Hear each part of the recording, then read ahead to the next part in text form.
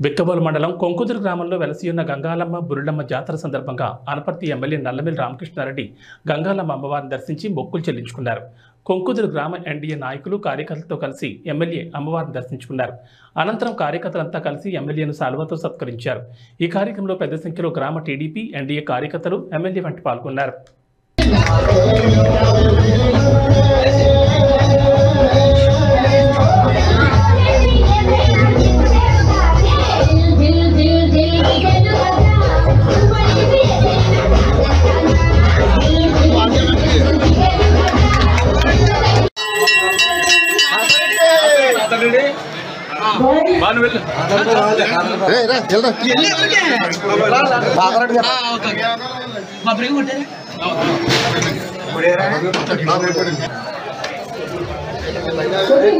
Beautiful.